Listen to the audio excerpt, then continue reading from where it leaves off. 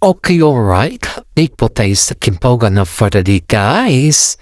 Heto na naman tayo, guys, sa mga ayuda natin for today. Ay si Kimchi po. May tatlo po tayong topic for today, guys. Una po ay si Kimchi po ay nanalo bilang Best Loyalty Award sa GMA Gala sa mga aktibidades nila. At ang pangalawa naman po ay nag-open si Kim Chu ng bago niyang ang business sa Cebu branch. At ang pangatlo naman po ay ano na kaya yun ang mangyayari kila Kim Chu at si Paolo Avellino. Okay, kaya umpisa na po natin ng kay Kim Chu, guys, na kung saan po ay nanalo siya bilang Best Actor or Loyalty Award sa ABS-CBN, guys. Aba, imaginin mo ba naman, guys, na siya yung nanalo bilang isa sa mga nanalo bilang isang Best Loyalty Award. Ibig sabihin kasi yun, guys, yung ni minsan hindi siya lumipat ng mga network kahit may pandemic or kahit tawalan sila ng prangkisa or something like that, but she never intend na lumipat rin. And of course, guys, kita mo naman na halos very supportive yung mga ABS-CBN kay Kim Chu. Halos gilawan niya, halos nandyan na. At kita mo rin yung paano nila sinasaludo si Kim Chu, guys. Haba, sabi nga ng karamihan dito, guys, na mas lalo nilang minahal si Kim Chu dahil alam naman nila na si Kim Chu ay nagbibigay siya sa lahat ng bagay. Pati naman po si Paolo Avellino, guys, ha. Isipin ninyo to. Even though Paolo is not here or beside Kim Chu, she never take for granted. She never ask Kim Chu what's going on. Wala siyang sinabing ganun, guys. She just keep silent and then ask Kim Chu if okay lang ba siya, kumain lang ba siya. Para ang si Paolo kasi, guys, is very calm person. Yung bang hindi mo nakikita sa kanya na may initin yung ulo. Wala siyang ganun. Hindi kagaya ng mga ibang actors, guys, na kapag titignan mo yung mga ibang actors, sobrang init ng kanilang ulo eh. Halos hindi mo na matansya. Pero pagdating kay Paolo Avellino, guys, tansyang-tansya mo na kung saan yung mga bandarang init kanyang ulo or ano na yung mga positive ba. Pero in fairness kay Paolo, kitang-kita mo yung paglambing niya kay Kim Chu kahit nandyan si Kim Chu or kahit nasa malayo si Kim Chu ay pinaparamdam niya talaga na mahal na si Kim Chu. And besides, guys, kaya naman nanalo talaga si Kim Chu, guys, dahil ni minsan hindi siya lumipat. Ni minsan kahit nagkaroon ng pandemic o problema sa mga prangkisa, naging tapat at loyal pa rin siya kagaya ni Paolo Avellino sa ABS-CBN. Marami naman po silang nanomini, guys. Marami sila. Pero syempre, kumbaga, guys, is fans factor kasi nangyari. Marami silang mga artista na hindi lumipat. Marami din silang nawardan, pero yung pinaka-nagustuhan ng mga fans, guys, ay si Kim Chu. And we are salute for that dahil alam naman din natin na si Kim Chu po ay deserve niya naman talaga magkaroon ng award. At sobrang blessed naman ni Kim Chu sa ngayon dahil nakikita naman natin na sobrang bait talaga niya. Hindi lang sobrang bait, guys, mabait talaga at family-oriented. Yan kasi yung mga gusto ng mga fans, guys, yung mga family-oriented, mabait, hindi maramot at marunong lumingon kung saan marunong lumingon ng pinanggalingan. Iyan yung kwan ng mga fans, guys. Iyan yung mga gusto ng mga fans at higit sa lahat ng mga tao na nakapaligid sa kanila. Kaya nga sabi din ng mga iba na si Kim Chu ay sa sobrang bait ni Kim Chu, marami na din aabuso sa kanya. Well, speaking for the abuso, guys, is kapag mabait ka talaga, aabusuhin kanila yan. Pero pag hindi ka naman mabait, sabihin naman sa'yo suplada or suplado. Hindi kasi natin maintindihan paminsan-minsan yung mga ugali ng mga fans.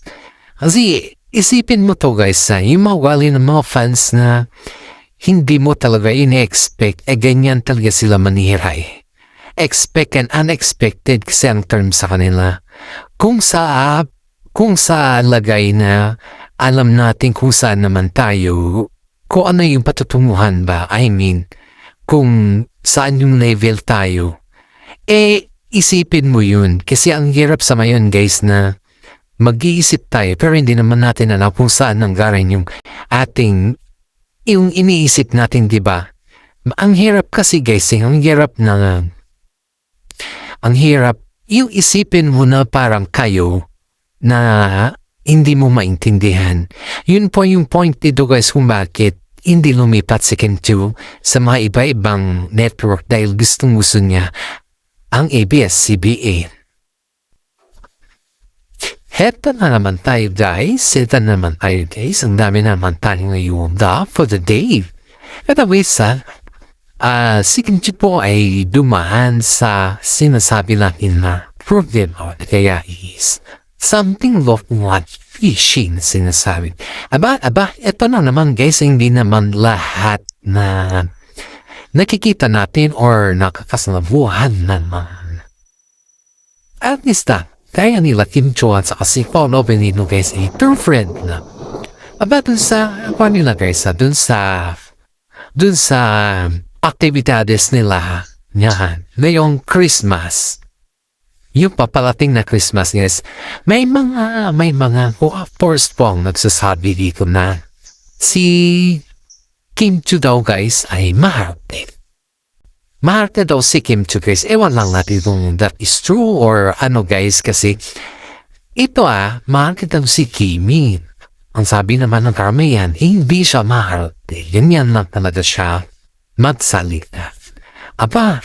Kung sa pananalita nung naman, hindi mo naman sabihin na mahati yung tao, di ba? Magkaiba naman yung pananalita sa totoo. Iba naman yun. Kasi nga, kung sa pananalita lang naman, normal lang naman na magsalita si Kim Chiu ng ganon or yung ganon talaga yung kanyang yung pagsalita ba? Hindi mo naman pwedeng sabihin na maharte na kakad yun. Kasi nga, sa isang tao, may kanya-kanyang istalya kung paano magsalita at kung paano kung ano yung gusto nilang kung the way na magsalita. Diba? Hindi naman lahat ay pare-parehas. Wala naman ganun. Huwag mo naman sabihin na si Kim Chiu po ay maarte siya. Sa isang babae guys, kahit naman siguro ikaw or nanay mo or something like that, pagdating sa tinatawag na kung ikaw ay babae, di ba? Pagdating sa yung estratehiya mo or yung kaugalian mo kung paano ka magsalita, nasa iyo naman yan. Wala naman yan sa ibang tao. Pero yung mga judgmental ba, hindi mo maiiwasan yung mga tao na masyadong judgmental. Kaya marami mga netizen po ang nagsasabi sa actress na ito na inggitera. Kasi nga, siyempre guys, sa showbiz casino, may mga kasama ka dyan na hindi mo sukataklain, mabait sila, pero pagdating sa critic post nila, doon mo na malalaman yung totoong kulay nila. That's why marami nagsasabi na, choose your friend wisely. Pero syempre guys, si Kim Chiu kasi hindi kasi siya ganon na tao. Hindi siya yung tao yung bang sabihan mo or kaya sabihan mo, kahit siguro sabihan mo sige na huwag dito, huwag yan. Natural na kasi kay Kim Chiu yung kwan guys. Natural na kasi kay Kim Chiu yung palabigay. Saka hindi lang palabigay guys. Mabait talaga si Kim. Natural na kasi sa kanila yun. Kahit sabihan ng mga maraming tao si Kim na wag ganito Kim kasi masasanay. Wag ganito kasi lahat naman yan ay may hangganan. Kahit sabihan nila si Kim ng ganon guys. Kahit nga po si Paolo Benigno nang nagsasabi ay wala pa rin yun kay Kim guys. Kaya maraming pong nagtataka kay Kimi kung bakit patuloy pa rin siya may nakikipagkaibigan dito sa babae na ito. Pero in fairness naman guys, dahil sa kasobrahan, dahil mabait si Kimi guys dahil alam niya yung tinatawag na paano siya makipagkaibigan or kung alam niya kung yung bang sinasabi natin na may bang sinasabi natin guys na marunong siya sa lahat. Ay ganun po. Kaya si Kimi po guys na hindi niya inisip yung mga sinasabi ng iba. Ang iniisip niya kasi guys is yung paano siya magkaroon ng maraming kaibigan or paano siya makipagkalubilo sa mga iba. Kaya kahit man ginawan si Kimi ng ganyan na bagay or mga pinagsasabi-sabi sa kanya, sinisirahan, ay wala lang yan sa kanya. Dahil na mabit yung tao guys, pero may mga tao talaga na mapagsamantala. Alam naman natin yan guys kung sino yung tao mapagsamantala. Dahil sa lahat ng mga pagsubok sa buhay, nandal si Kim Chung na tinitignan niya talaga yung kakayanan ng isang tao ba. Yung alam niya pong paano niya laruin or alam niya kung paano niya galawin or paano siya makipagkaibigan sa mga ibang tao. Kaya nga sabi ng makaramihan sa kanya guys na kahit sabihan yan si Kimi or kahit anuman sabihin kay Kimi, nandyan pa rin yan. Kusa pa rin yan na tumulong at kusa pa rin yan na magbibigay. Kasi nga, yan yung kaugalian niya. Which is tama naman guys, yan talaga yung kaugalian ni Kimchi guys na yung bang overprotective. Hindi lang overprotective guys, kundi sobra siya sa mga kaibigan. Alam naman natin yan, lahat tayo nakapalon sa mga niyang terms. Alam naman natin kung paano magkipagkaibigan si Kim Chu or kung ano may klaseng kaibigan si Kim Chu. Alam natin yan. Matagal natin alam yan. Kaya maraming mga netizen ang nagsasabi na pagdating kay Kim Chu or sa mga galawan ni Kim Chu ay wala makakapigil sa kanya yan kung ano yung gusto. Maliban lamang kapag yung pagdating sa mga negatibo naman guys ay yung pagdating sa mga kaibigan na may mga umutang or may mga kaibigan na kailangan o gusto siya. Ganon guys. 100% nandiyan rakat si Kim Chu guys. Hindi siya yung tao na mahirap lapitan. Siya yung tao na mabilis lang lapitan guys. Alam natin yan at alam din makaramihan yan. Kaya nga marami sa mga kasama niya sa showbiz ang nasasabi na medyo iwas ng konti sa mga ganyan. Lalo't hindi mo pa kilala. Or lalo't alam ka lang nila pagdating sa mga if they need you. Parang ganun guys. Yun talaga yung term. Kaya nga, sabi ng mga netizen na kay Kimi na napakabait niya at sa sobrang kabaitan niya naaabuso naman siya. Ito naman guys, dapat naman kayo kay Paolo Avellino kasi si Paolo guys masyadong mahihain to eh. Hindi nga alam kung maraming mga netizen o maraming mga kasama sa showbiz na hindi nila masyado makausap si Paolo.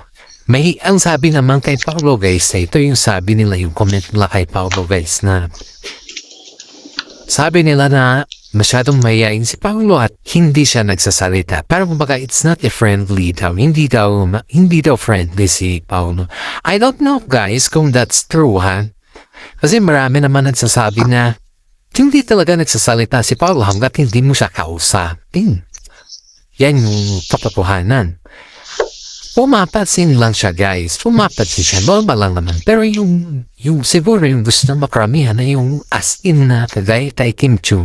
Aba syempre magkaiba naman yung gali nila Paolo Avellino at saka si Kim Chu. Yun yung in-explain ng karamihan sa mga taong nagtatanong kung bakit nahihirapan si nahihirapan yung mga taga-showbiz na pausapin si Paolo Avellino, guys. Yun yung mga tanong ng mga iba dito, guys. Kung bakit hirap na hirap daw sila kay Paolo Avellino. Which is, hindi naman mahirap si Paolo Avellino na pausapin eh. Ramdam naman ng mga iba yun, guys, na hindi naman mahirap siyang kausapin. Kundi, kailangan mo na talaga siyang yung bang maging totoong friend. Kasi may mga, sabi nga ng karamihan, guys, parang wala daw masyadong kaibigan kasi Paolo Avellino sa loob ng showbiz. Yan yung mga sinasabi ng mga fans, yung mga nakapapansin si Paolo sa loob ng showbiz, guys, na yung ba wala daw siyang masyadong kaibigan kasi nga hindi siya masyadong nagsasalita. Kumbaga, hindi siya yung tipong tao na kagaya ng mga iba. Yung pa mga iba kasi, guys, nadandalero, nandyan na. Mga makaibigan o inom tayo dito, inom dyan. Karamdaman yung gusto na yung palaging nasa outing ba? Si Paolo naman kasi, guys, seryoso. Hindi naman kasi si Paolo yung kagaya nila, yung tipo nila na kapag inimbita mo, subot agad ganon.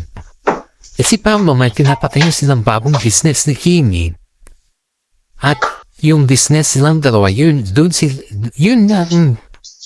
yung pan nila. Doon sila nakafocus. Kaya, yung mga iba siguro na nag-i-invite kay Paolo at hindi naman pumupunta si Paolo, yun na siguro yung sinasabi nila masyado na wala nang kaibigan si Paolo dahil doon. Maayos na pero, guys, yun parang yun yung mga tipo nila. And this is for today, guys. Maraming salamat at God bless po sa ating lahat.